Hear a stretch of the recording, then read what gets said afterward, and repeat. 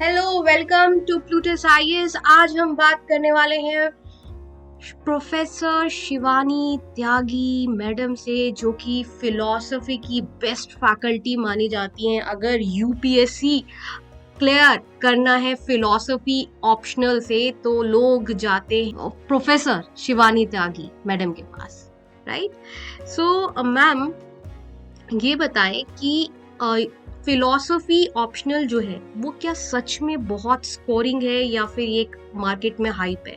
मतलब काफी सारे जो यूपीएससी टॉपर्स रहे हैं, जैसे अर्चित पराग डोंगरे की बात करें, अविनाश कुमार जी की बात करें, अथर अमीर की बात करें, तो इनका फिलॉसफी ऑप्शनल से इन्होंने टॉप रैंक हासिल करी। तो सर मैम, मैं ये जानना चाहती हूँ कि क्या ये सच में स्कोरिंग है और भी लोग क्या अभी इसको ऑप्ट करते हैं या फिर एक हाइप है। दूसरा क्वेश्चन हमारा होगा कि जो लोग ह्यूमैनिटीज बैकग्राउंड से नहीं है तो क्या वो लोग भी फिलॉसफी ऑप्शनल जो है ले सकते हैं।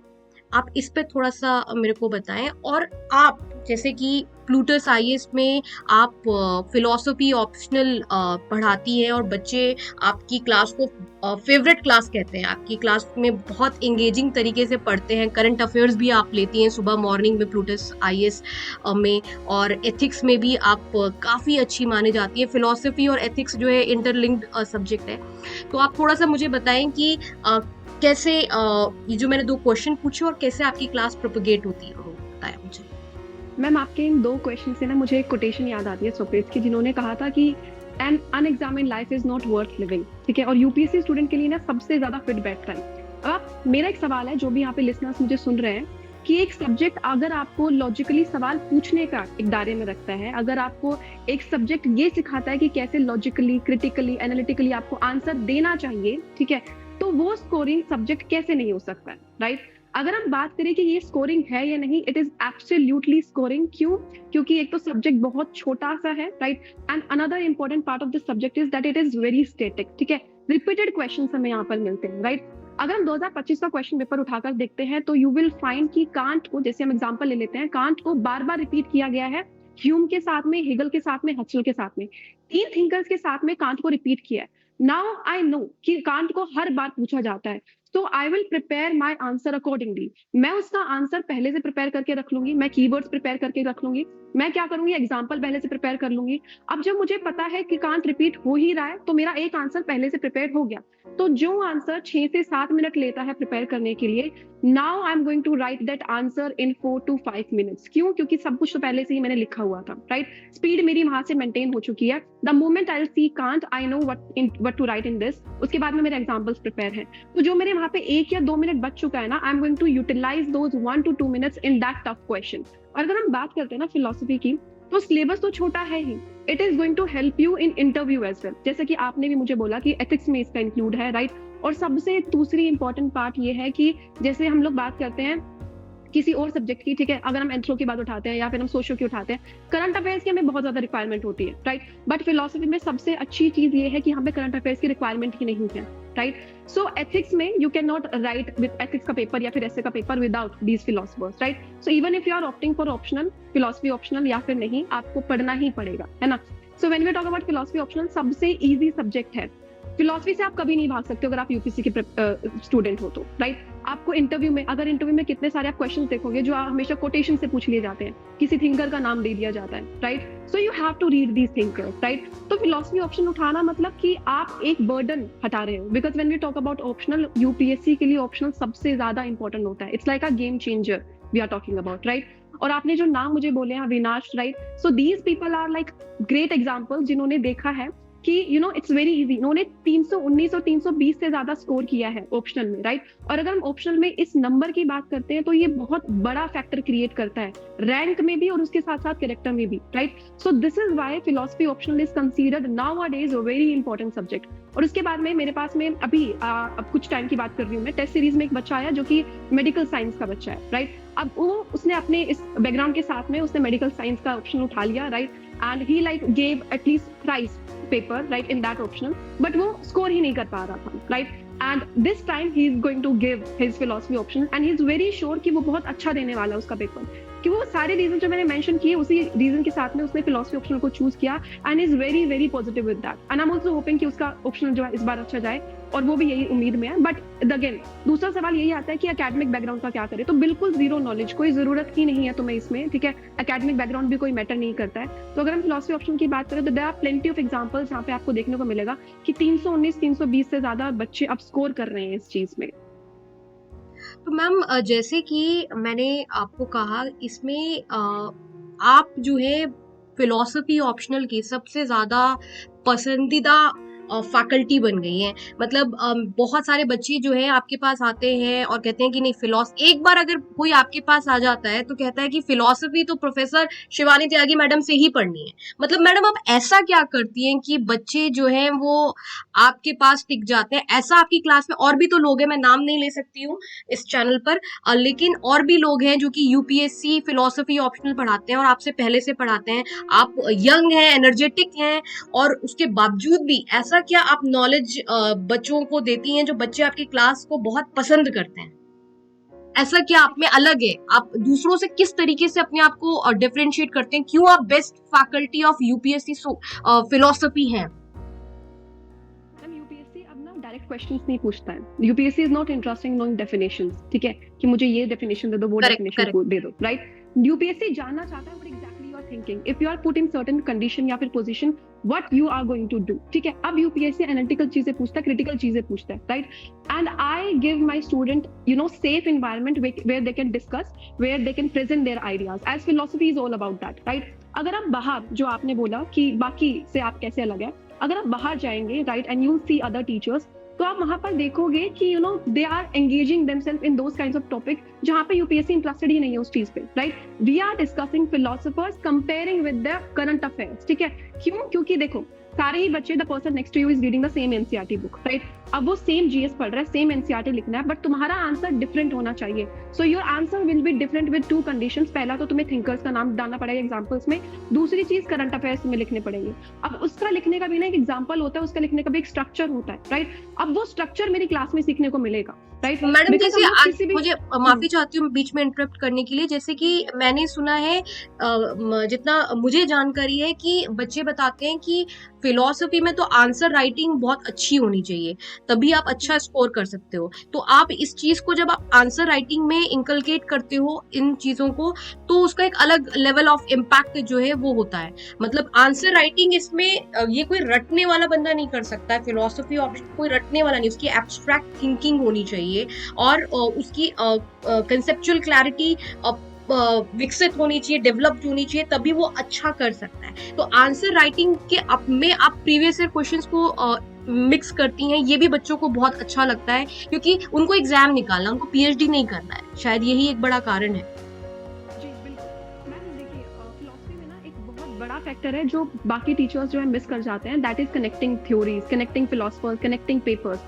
इंडियन फिलोसफर और वेस्टर्न फिलोसफर्स की अगर हम बात करें, राइट, मेरी क्लास में सबसे अच्छी बात ये होती है कि जब मैं इंडियन फिलोसफर्स खत्म करा देती हूँ, उसके बाद में मैं वेस्टर्न फिलोसफर्स की तरफ मूव करती हूँ, तो I keep on reminding them the what Indian philosophers were saying, क्योंकि दोनों ही का कंटेंट सिमिलर होता है, राइट। और यूपीएससी वही जानना चाहती है कि दोनों का कनेक्शन क्या है, राइट। एंड आफ्टर दैट उसके बाद में जो पेपर 2 है उसका लिंक कम पे कराती हूँ। तो लिंक अप बहुत जरूरी है फिलोसफी में, राइट। जैसे कि मैंने बोला आपको कि पीवाईक्यूज बहुत स्टैटिक है, सिलेबस स्टैटिक है, राइट। तो दूसरा सवाल सबके मन में आता है कि अगर ऐसे ही तो मैं खुद से क्यों पढूं, ठीक है, मैं फिर क्यों कोचिंग में जाऊं मैं उस चीज के लिए, राइट। तो आपने इसका जो जवाब मुझे दिया ना वो ये है कि जब हम लोग क्लास में जाते हैं तो आपको स्ट्रक्चर्ड आंसर सीखने को मिलेगा, कैसे आपको वेल पुट कीवर्ड्स लिखने हैं, that you have to understand, right. अब यूपीएससी जो है ये नहीं जानना चाहता प्लेटो की डेफिनेशन क्या थी, वो ये जानना चाहता है कि रियल लाइफ में अगर ऐसा सिनेरियो होता है तो are you going to put that example in that answer or not. उस बेसिस पर आपका आंसर चेक किया जाएगा, right. So it's all about understanding, it's all about critically evaluating things. अगर आप ये चीज नहीं करते हैं, डेफिनेशंस तो प्लेटो की उसके ओरिजिनल टेक्स्ट में भी है, we can read it there, but what you are thinking about reading Descartes view points, what you are thinking about Plato's view points, that you should be like mention in the answer, and that's exactly what UPSC is searching for.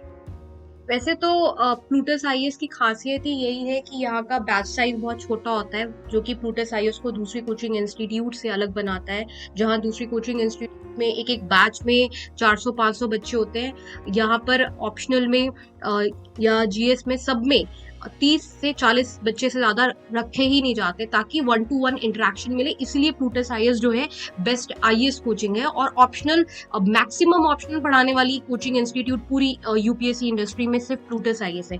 अगर मैं आपकी बात करूं, क्योंकि मैं काफ़ी faculty से पूछ चुकी हूँ, क्योंकि काफ़ी टफ होता है कोप अप करना, 1-to-1 इंटरेक्शन बच्चों को देना, तो आप जैसे आपकी क्लास में भी बच्चों का कहना था कि प्रोफेसर शिवानी त्यागी मैडम जो है पर्सनली कनेक्टेड रहती है, तो आप कैसे इसको मैनेज करते हो डे टू डे अफेयर में? एज अ फैकल्टी आपके पास बहुत काम रहता है, उसके बाद फिर बच्चों को आप कैसे 1-to-1 इंटरेक्शन देते हो? कई बार बच्चों को आप कोचिंग टाइम के बाद भी, यानी कि आफ्टर 7 PM भी उनसे इंटरेक्शन में रहते हो, कैसे मैनेज करते हो मैडम ये?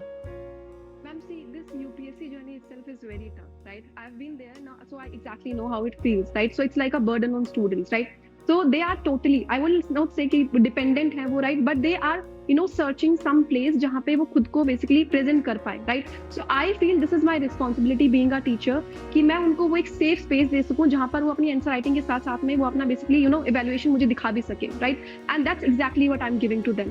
मैं समझती हूँ ये चीज कि मेरे पास भी बहुत ज्यादा काम है, but I know how important this optional is. इसीलिए मैं इस चीज को सिर्फ ऑप्शनल तक सीमित नहीं रखती हूँ, इसीलिए मैंने अपनी क्लास में इंट्रोड्यूस करा है एथिक्स और एस्से भी। मैं एक एक क्वेश्चन जो है बेसिकली हर एक थिंकर्स के साथ में कनेक्ट करके देती हूँ ताकि उनके एटलीस्ट 3 सब्जेक्ट GS4 तो एटलीस्ट कंप्लीट हो जाए उनका वहां पर, राइट? सो जब मैं अपने फिलोसफी की बात कर रही हूँ तो it's like you are covering 1000 marks over there. अगर मैं 1000 मार्क्स की बात कर रही हूँ तो मतलब मुझे उतना टाइम वहाँ पे इन्वेस्ट भी करना पड़ेगा, क्योंकि देखो अगर कोई बच्चा मेरे पास आ रहा है इतनी मेहनत करने के बाद में, so it will motivate me as well कि मैं भी उनको उतना ही टाइम दूं, मैं भी उनके साथ में उतना काम करूं। So it's just their willingness and it's just their efforts which keeps on help me to keep on moving. तो यही चीज है जो मुझे हर रोज मोटिवेट करती है मैम। आपके जो क्लास नोट्स है, जो आपके टेस्ट सीरीज है, उसमें से कुछ questions directly near to UPSC आए हैं, देखे गए हैं, तो वो आप क्वेश्चंस की जो फ्रेमिंग करते हो वो कैसे करते हो आप? मैम सी PYQs अगर आप पिकअप करते हैं, right, so there are certain things जो आपको इवैल्यूएट करनी पड़ेगी। जैसे कि अगर हम पिछली बार देखते हैं कि अगर हेगल का कंसेप्ट जो है इस बार मिस हो गया है, right, so next time we are going to prepare ourselves कि ये कंसेप्ट आ सकता है इस बार, राइट? सो उस इवैल्यूएशन के साथ में, right, you after like understanding it कि इस बार वो चीजें आ सकती है, जिस बार जो चीज स्किप हुई है, right, after evaluating those things हम उस दायरे में चलते हैं। और उसके साथ साथ में यूपीएससी का एक पैटर्न होता है when it comes to philosophy, ठीक है? वो पैटर्न हमें देखना पड़ता है इंडियन फिलोसफीज का, वेस्टर्न फिलोसफीज का, कि कितना मार्जिन किस किस पोर्शन में आया। अगर 30% इस बार वो जो पिछली बार में नहीं आया था वो इस बार आ चुका है, तो उस मार्जिन के साथ में, उस परसेंटेज के साथ में इवैल्यूएट करने के बाद में थिंकर्स को प्रेजेंट किया जाता है, and that's what I do in my class. Okay madam, जैसे अगर यूपीएससी की बात करें तो बच्चे जो हैं ज़्यादातर PSIR, सोशियोलॉजी, हिस्ट्री, ये ऑप्शनल जो है ज़्यादा ऑप्ट करते हैं। तो आपको ये बताएं कि क्या फिलॉसफी ऑप्शनल इन ऑप्शनल से इजी है, and why toppers suddenly are choosing philosophy optional? और आपके पास तो आप खुद ही बता रही हैं कि कुछ बच्चे आपको लगता है कि वो फिलॉसफी में यूपीएससी क्लियर नहीं करेंगे बल्कि रैंक लेकर आएंगे, अभी आपने खुद ही बोला। इस पर मैम थोड़ा प्रकाश डालिए, बताइए। मैम देखिए, जब हम लोग फिलोसफी ऑप्शन की बात करते हैं तो एक तो एकेडमिक बैकग्राउंड की जरूरत ही नहीं होती, ठीक है? तो सोशियो, एंथ्रो और हम जो बाकी ऑप्शनल की अगर हम बात करते हैं, PSIR की बात करते हैं, 6 से 7 महीने, उससे ज्यादा की मैं बात कर रही हूँ, 6 से 7 महीने तो मैं मिनिमम लेकर चल रही हूँ, राइट? इतने महीने यहाँ पे लग जाते हैं इसको खत्म करने के लिए। लेकिन फिलोसफी ऑप्शनल बहुत इजीली 3 से 4 महीने में खत्म हो सकता है। And UPSC journey is all about strategy, all about time management, right? अगर कोई बच्चा 2026 के लिए प्रिपेयर कर रहा है, अगर कोई बच्चा 2027 के लिए प्रिपेयर कर रहा है, so the first thing that person is going to do is see the time, right? कि कितने टाइम पे उसे एनसीईआरटी खत्म करनी है, कितने टाइम पर जीएस खत्म करना है, कितना पोर्शन उसे ऑप्शनल के लिए देना है, राइट? तो वो इस स्ट्रेटेजी के साथ में फिलोसफी ऑप्शनल इसलिए चूज करेगा क्योंकि वो 3 से 4 महीने में सबसे पहले तो खत्म हो जाएगा। अब now he is going to use 3 to 4 months in revision, PYQs and in answer writing, ठीक है? तो इस स्ट्रेटेजी के साथ में वो चलेगा। दूसरी चीज सबसे इजी, आप वही फिलोसफर्स पीएसआई में भी पढ़ने वाले, right? You are going to read these philosophers in socio, right? और उससे कम पोर्शन में आप लोग जबकि पढ़ोगे, जब अगर इतना छोटा सा ऑप्शनल है तो आप क्यों सोशो की तरफ और एंथ्रो की तरफ या पीएसआई की तरफ मूव करेंगे, right? You are going to take philosophy option only, right? इसीलिए इस साल में, राइट, और पिछले साल से आप देख रहे होंगे कि फिलोसफी ऑप्शनल की वेटेज जो है बढ़ रही है. People are shifting from medical science, from anthro, from PSI to this subject for this reason only. अच्छा, तभी फिलोसफी ऑप्शनल जो है वो अब बच्चे ज्यादा ऑप्ट कर रहे हैं, आप ये कहना चाहते हैं। और एग्जैक्टली आप मैम. तो मैडम फेवरेट हैं ही बच्चों की फिलोसफी ऑप्शनल में। कई लोग कहते हैं कि शिवानी मैम थोड़ी यंग है तभी तो एनर्जी है, यंग है तभी तो एनर्जी है, तभी तो ज्यादा एनर्जी है, तभी तो बच्चे ज्यादा इंटरेक्ट कर पाते हैं, तभी तो बच्चे रिलेट कर पाते हैं। तो बहुत बहुत धन्यवाद मैडम आपका हमारे साथ जुड़ने के लिए। थैंक यू मैम, नमस्कार। Thank you so much. Thank you.